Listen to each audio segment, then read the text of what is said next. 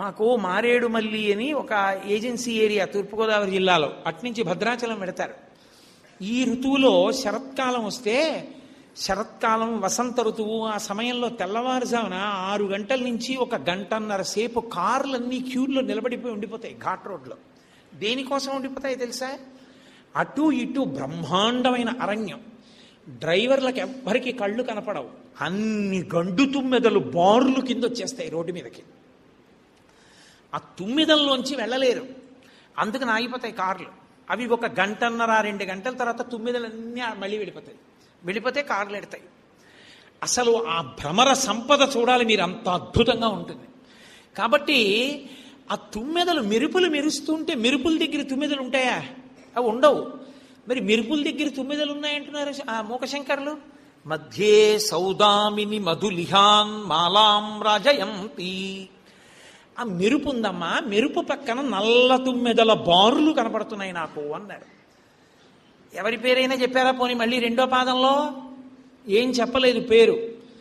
ఆ నల్ల కొప్పు చంద్రరేఖ మధ్యలో మెరుపు కనపడుతోందన్న మాటకు అర్థం ఏమిటంటే అమ్మవారి చిరునవ్వు. అమ్మవారి చిరునవ్వు మెరుపు మెరిసినట్టుంటుంది, అంత అందంగా ఉంటుంది. ఎందుకని? చిరునవ్వు అన్నప్పుడు దంతపంక్తి పూర్తిగా కనపడదు, ఏదో కొద్దిగా ముందు ఉన్న పళ్ళు ఈ పాటి కనపడతాయి అంతే. కొద్దిగా కనపడుతూ ఆ పెదవులు ఇలా విచ్చుకుని ముఖమంతా రాగరంజితమై ఆవిడ చూస్తే, ఆ చిరునవ్వుతో అమ్మవారు కూర్చుంటే ఆ చిరునవ్వు మెరుపు మెరిసినట్టు ఉంటుంది. మెరుపుకి లక్షణం ఏమిటో తెలుసా? వెంటనే కంటిని ఆకర్షిస్తుంది. వెలుతురు ఎప్పుడు కంటిని లాగుతుంది. కంటికి నాయక నయన, అది కంటిని లాగితే మిగిలిన ఇంద్రియాలని లాగుతుంది. అంటే మీరు ప్రయత్నపూర్వకంగా ధ్యానం చెయ్యవలసిన అవసరం లేకుండా అమ్మవారి మందస్మితం మీ ధ్యానంలో మీ దృష్టిని లాగేస్తుంది, లాగి ఉద్ధరిస్తుంది.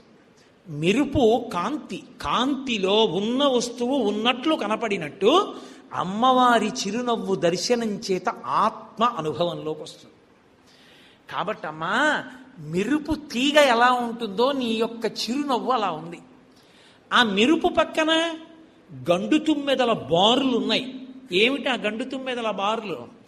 ఆడవారి చూపులను చెప్పవలసి వస్తే శాస్త్రంలో ఒకే ఒక్క ఉపమానం వేస్తారు. నల్ల తుమ్మెదల బారులు ఎలా ఉంటాయో అలా ఉంటాయి చూపులు అంటారు. అందుకే శంకరాచార్యులు వారు కనకధారా స్తోత్రం చేస్తూ వందే వందారు మందారం ఇందిరానంద కందలం అమందానంద సందోహ బంధురం సింధురాననం అంగం హరేహ పులకభూషణమాశ్రయంతి భృంగాంగనేవ ముకుళాభరణంతమాలం అంగీకృతాకిల విభూతిరపాంగలీలా మాంగల్యదాస్తు మమ మంగళ దేవతాయాః అని ముగ్ధా ముహుర్విదధతి వదనే మురారేః ప్రేమత్రపా ప్రణిహితాని గతాగతాని మాలాదృశోర్మధుకరీవ మహోత్పలేయా సామే శ్రియం దిశతు సాగర సంభవాయాః అన్నారు. మహోత్పలేయా, ఆ శ్రీ మహావిష్ణువు యొక్క ముఖం మహాపద్మంలా ఉంటుంది. అమ్మవారి చూపులు అవి ముగ్ధా ముహుర్విదధతి వదనే మురారేః ప్రేమత్రపా ప్రణిహితాని గతాగతాని. అబ్బా, ఏమి వర్ణించారో మహానుభావుడు. ఆవిడ ముగ్ధ అన్నారు. ముగ్ధ అంటే ఇంకా పూర్తి స్వాతంత్రం రాని పెళ్లి కూతురు కాబట్టి భర్తని చూడాలని ఉంటుంది. ఆయన్ని ఇలా ఓరకంట చూసుకుంటూ ఉంటుంది. నల్ల తుమ్మెదల బారులా ఉంటాయి ఆ చూపులు. తుమ్మెదలు పువ్వు దగ్గరికి ఎలా పెడతాయో అలా విష్ణువు వంక చూసుకుంటూ ఉంటుంది. విష్ణువుకి కూడా చూడాలని ఉంటుంది, అందుకని ఆయన ఇలా చూస్తాట. చూస్తే ఆయనని తను చూస్తున్నాడన్న విషయం చూసేశాడని సిగ్గుపడి తల దింపేసుకుంటుంది. మళ్ళీ పోనీ ఉండగలదా? కాసేపు ఆగి ఆయన ఎవరో మాట్లాడుతున్నారు లేని ఇలా చూస్తూ ఉంటుంది. మళ్ళీ ఆయన ఇలా చూస్తాట, సిగ్గుపడి మళ్ళీ తలదించుకుంటారు. ముగ్ధా అంటారు శంకరాచార్యుల వారు. ముగ్ధా విదధతి వదనే మురారేః ప్రేమత్రపా ప్రణిహితాని గతా ఆగతాని. వెళ్ళొచ్చేస్తున్నాయి చూపులు. మాలాదృశోర్మధుకరీవ మహోత్పలేయా, గండు తుమ్మెదల బారులో ఉన్నాయమ్మా నీ చూపులు అన్నాయి. అమ్మవారి చూపులు అలా ఉంటాయి. అసలు లోకంలో ఒక మాట చెప్తారు పెద్దలు, అమ్మవారు చూడ్డాన్ని చూడని వాడెవడున్నాడో వాడికన్నా అసలు అప్రయోజకుడు లోకంలో ఇంకొకడు లేడు. ఎందుకో తెలుసా? ఈ ప్రపంచంలో పరమపావనమైనటువంటి పేర్లు కలిగిన మహాక్షేత్రములు, సంగీత సాహిత్యములకు ఆటపట్లు, పరమపావనమైన క్షేత్రములు దేనివల్ల వచ్చాయో తెలుసా? అమ్మవారి దృష్టి ఎక్కడ కొంచెం ఆగింది, ఆగితే ఆ క్షేత్రాలు వచ్చాయి. ఆవిడ ఇలా తిప్పుతూ ఉంటుంది దృష్టి. ఇలా తిప్పుతున్నప్పుడు ఆవిడ ఒక్కొక్కసారి ఆగింది, ఆవిడ దృష్టి అలా చూసింది, ఒక్క క్షణం చూసి తిప్పింది. ఆవిడ ఎక్కడాపిందో అది మహాక్షేత్రమైంది. శంకరులు సౌందర్యలహరి చేస్తూ ఉంటారు, ఆ చూపుల గొప్పతనం చెప్తూ, విశాలా కళ్యాణి స్ఫుటరుచిరయోధ్యా కువలయై కృపాధారాధారా కిమపి మధురా భోగవతికా అవంతి సృష్టిస్తే బహునగర విస్తార విజయ ధ్రువం తత్తన్నామ వ్యవహరణ యోగ్యా విజయతే అన్నారు. అమ్మవారి చూపు అంటే ఎలా ఉంటుందో తెలుసా? అమ్మవారి చూపుట అసలు విశాలమైనటువంటి చూపుట అమ్మవారిది.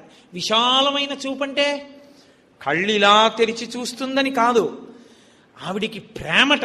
అమ్మ నా బిడ్డలు, ఆ బ్రహ్మకీట జనని, అన్ని సమస్త పిపీలికాది పర్యంతమును కన్న తల్లి. అందుకని ఇలా చూసుకుంటుంది తిప్పి. మీకు భీమవరంలో ఉంటుంది మా ఊళ్ళమ్మ తల్లిని, ఆకర్ణాంత విశాల నేత్రములని పేరాల భరతశర్మ గారు శారదానందలహరి చేస్తూ అంటారు. వర్ణములా సువర్ణములు పాదములా కలహంసముల్ శృతుల్ కర్ణరసాయనమ్ములు సుఖమ్ముల పల్కుల పల్కులమ్మ ఆకర్ణ విశాల నేత్రములు అంటారు. ఈ చెవుల వరకు ఉంటాయి అమ్మవారి కళ్ళు, ఇక్కడ వరకు ఉండి ఇక్కడి నుంచి ఇక్కడికి వెడుతూ ఉంటాయి. ఇక్కడి నుంచి ఇక్కడికి వెడుతూ ఉంటే అమ్మ నీ మూడో కన్నెర్రగా అందుకే ఉందన్నారు శంకరాచార్య. ఇవి చెవులకి దగ్గరగా ఉన్నాయి కాబట్టి మహాకవులు చెప్పినటువంటి విషయాలు వినేటప్పుడు సంతోషంగా ఇక్కడికి వెళ్ళి వింటూ ఉంటాయి కళ్ళు కూడా. మీరు ఇక్కడ ఉన్నారు, ఇలా పోయి వింటున్నారు, నేను ఇక్కడ ఉన్నాను వెళ్ళలేకపోతున్నానని కోపంతో ఎర్రబడిందమ్మా మూడో కన్ను, అందుకే మూడో కన్ను ఎర్రగా ఉంటుందన్నారు శంకరాచార్య. అమ్మో మహానుభావుడు! అసలు అమ్మవారి కళ్ళ మీద ఆయన ఏం మాట్లాడారంటే అసలు లోకంలో ఎవరు ఊహించరు. అంత అద్భుతమైనటువంటి మాటలు చెప్పారు. తమాపర్ణే కర్ణే జపనయనపై శూన్యచకితా నిలీయంతేతో ఏ నియతమ నిమేషాశఫరికా ఇయంచ శ్రీర్బద్ధచ్చదపుట కవాటంకువలయం జహాతి ప్రత్యూషే నిశిచ విఘటయ్య ప్రవిశతి అన్నారు ఆయన. అమ్మా లోకంలో అందరూ చేపలు నీళ్లల్లో ఎందుకున్నాయంటే ఒకటే కారణం, అవి భూమి మీదకి వస్తే బతకలేవు, అందుకని నీళ్లలో ఉంటాయి, నీటిలో కరిగిన ఆక్సిజన్ గ్రహిస్తాయి అంటారు. కానమ్మా కాదు, అసలు రహస్యం నాకు తెలుసు అన్నారు. అమ్మవారు అంది, ఏమిటి శంకర, ఏమిటా రహస్యం చెప్పండి. ఏం లేదమ్మా, ఆ చేపలకు కోరిక పుట్టింది, అవి కన్ను వెయ్యవు కదూ, కన్ను వెయ్యకుండా ఉంటాయి చేపలు. ఈ చేపల పేరు మీద నిన్ను మీనాక్షి మీనాక్షి అంటారు. మా పేరుంది కదా అమ్మవారికి, ఓసారి చూసొద్దామని అమ్మవారు నీ కళ్ళ దగ్గరికి వచ్చాయి. కళ్ళ దగ్గరికి వస్తే అప్పటికి చేపలకి కన్ను రెప్ప వేసే లక్షణం ఉండేది. అమ్మవారి కన్ను రెప్పబడదు, ఎందుకని రెప్పేస్తే లోకాలు లయమైపోతాయి. అందుకని కనురెప్ప వేయకుండా కూర్చోగలిగిన అమ్మవారి యొక్క కంటి వైభవాన్ని దొంగతనం చేసి వెళ్ళే అప్పటి నుంచి రెప్ప వేయడం మానేసాయి. ఈ కళ్ళేం చేసాయి, వాటి దగ్గర దొంగతనం జరిగితే పక్కింట్లో చెప్తాయి కదా, వెళ్ళి చెవులకి చెప్పేసే నిన్న చేపలు వచ్చి కనురెప్ప వేయకుండా ఉండగలిగిన లక్షణాన్ని మా దగ్గర దొంగతనం చేసి వెళ్ళాయి, అందుకని చేపలు కూడా రెప్ప వేయట్లేదని చెప్పి. ఈ చెవులు ఏం చేస్తాయి, మహాకవులు చేసే ప్రసంగాలు వింటూ ఉంటాయి, ఇవి వెళ్ళి కవులకి చెప్పి, కవులు ఏం చేస్తారు, పుస్తకాలు రాసేస్తారు, ఇక ప్రవచనాలు చేసేస్తారు. చేసేస్తే ఏమవుతుంది, లోకమంతా తెలిసిపోతుంది. మీ దొంగ బుద్ధి మాకు తెలియదు అనుకోకుండా అమ్మవారి కళ్ళ దగ్గర ఎత్తుకొచ్చారు రెప్పేయకుండా ఉండే శక్తి అంటారని భూమి మీద తిరగడానికి సిగ్గుపడి నీళ్ళలోకి పోయాయమ్మా. తమాపర్ణే కర్ణే జపనయనపై శూన్యచకితా నిలీయంతేతో ఏ నియతమ నిమేషాశఫరికా. ఆ వచ్చినవి కూడా ఆడచేపలట, శఫరిక అంటారు శంకర్లు. ఇంకోళ్ళు ఎలా దగ్గరికి వస్తారంత దగ్గరగా. ఇయంచ శ్రీర్బద్ధచ్చదపుట కవాటం కువలయం జహాతి ప్రత్యూషే నిశిచ విఘటయ్య ప్రవిశతి. రాత్రుళ్ళు విచ్చుకుంటూ ఉంటాయి ఆ పువ్వులు, ఆ పగటిపూట అయితే పద్మాలు విచ్చుకుంటాయి, రాత్రుళ్ళైతే కలవ పూలు అంటాం, అవి విచ్చుకుంటాయి. ఆ కలువ పూలకి ఓసారి కోరిక పుట్టింది, అమ్మవారిని కలువనేత్రి అంటారు కదా, అమ్మవారి కళ్ళు చూసొద్దామని. అందరికీ గొప్పగా చెప్పుకున్నాయిట. మేము వెడుతున్నాం. అంతకుముందు అవి పగటిపూట కూడా విచ్చుకుంటుండేవిట కలువలు. అవి అందరికీ చెప్పేట, మేము అమ్మవారి కళ్ళ దగ్గరికి వెడుతున్నాం, మా కళ్ళతోటే పిలుస్తారు కదా అమ్మవారిని, చూసి వస్తామని. వెళ్ళేట అమ్మవారి కళ్ళ వంక చూసేయి. అయ్య బాబోయ్, ఆ తల్లి కళ్ళ అందం ఎక్కువ, ఆవిడ కళ్ళెక్కడా, మన బతుకెక్కడా, ఏదో మన పేరు పెట్టి ఉపమానం వేశారు కానీ ఆవిడ కళ్ళకి మనకి సాపత్యమా, సిగ్గుపడి తిరిగి వచ్చేయట. తీరా భూమి మీదకి వద్దామంటే వెళ్ళొచ్చారు కదా, ఎలా ఉన్నాయి, మీలాగే ఉన్నాయా అని అడుగుతారేమోనని పగటి పూట ఇంటి తలుపులు తీయడం మానేసి దాక్కుని అందరూ నిద్రపోయి చంద్రుడు ఉదయించిన తర్వాత తలుపులు తీసుకుని ఇంటి తలుపులు తీసి లోపలికి ఎడుతున్నాయి. అందుకని అమ్మ కలువలు రాత్రి విచ్చుకుంటాయి, సూర్యోదయం అవగానే ముడుచుకుంటాయి. ఎందుకని ఊళ్ళో వాళ్ళు అడుగుతారని మళ్ళీ తాళాలు వేసుకుని పోతున్నాయి ఎక్కడికో అరణ్యంలోకి.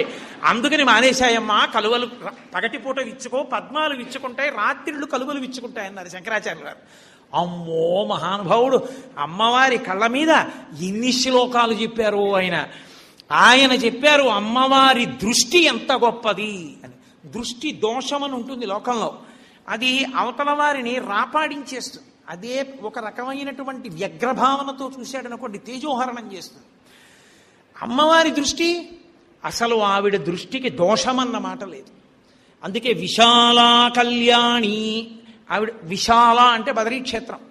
బదరీ క్షేత్రం ఎందుకు వచ్చిందంటే అమ్మవారి చూపు అక్కడ పడింది కాబట్టి బదరీ క్షేత్రం వచ్చింది. అమ్మవారు విశాలమైన దృక్కులతో చూస్తుంది, ఇలా ఇలా చూసుకుంటూ ఉంటుంది. ఎందుకని? తన బిడ్డలందరినీ చూస్తూ ఉంటుంది. దృశాద్రాఘీయస్యాదరదళిత నీలోత్పల రుచా దవీయం సందీనం స్నపయ కృపయా మమపి శివే అంటారు శంకరాచార్యులు వారు.